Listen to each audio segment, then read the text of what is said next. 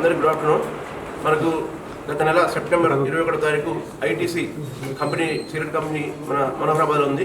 దాంట్లో మనకు 10 lakhs rupees సంబంధించిన ఈ సిగరెట్స్ దొంగతనం జరిగింది. దాని గురించి మనం కంప్లైంట్ చేయడం జరిగింది. సో ఇమీడియట్గా మనం ఎఫ్ఐఆర్ రిజిస్టర్ చేశాము.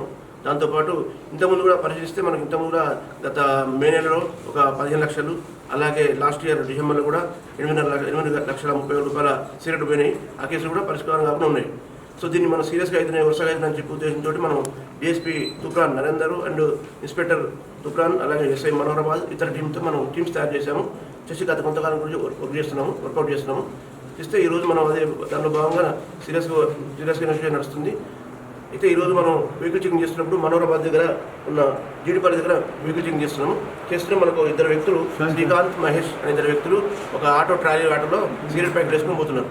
సిగరెట్ ప్యాకెట్ తీసుకొని పోతుంటే పోయి అడిగాము. అనుమానం వచ్చి అడిగితే వాళ్ళు కొంచెం అనుమానంతో పట్టించారు. ఏమైనా పేపర్స్ ఉన్నాయా, ఎక్కడ తీస్తున్నాం, ఏం చేస్తున్నాం అంటే వాళ్ళు ఏం చూపించలేదు. ఎక్కడి నుంచి వచ్చినట్టు లాస్ట్కి వాళ్ళు ఇంటరాక్షన్ చేసి వాళ్ళు ఒప్పుకున్నారు, మేము చేస్తున్నామని చెప్పుకున్నారు. వీళ్ళు ఏం చేస్తారంటే వీళ్ళు యాక్చువల్గా ఆన్లైన్ డ్రైవర్స్, ఐటీసీలో డ్రైవర్స్ పని చేస్తారు. ఇద్దరు డ్రైవర్ చేస్తారు. కానీ వాళ్ళు చెడు అలవాట్లకు గురైపోయి ఆర్థిక సంబంధమైన ప్రాబ్లమ్స్ ఉన్న వల్ల వాళ్ళు అక్కడి నుంచి దొంగతనం చేస్తున్నారు. అక్కడి నుంచి వాళ్ళ ఉద్దేశం ఏంటంటే మామూలుగా గొడవలు ఉన్నప్పుడు అరేంజ్ చేయలేరు. గొడవ నుంచి బయటికి లారీ వస్తుంది, వచ్చిన తర్వాత ఛార్జింగ్ పెడుతుంటారు. ఛార్జింగ్ పాయింట్ దగ్గర ఛార్జింగ్ పెడతారు.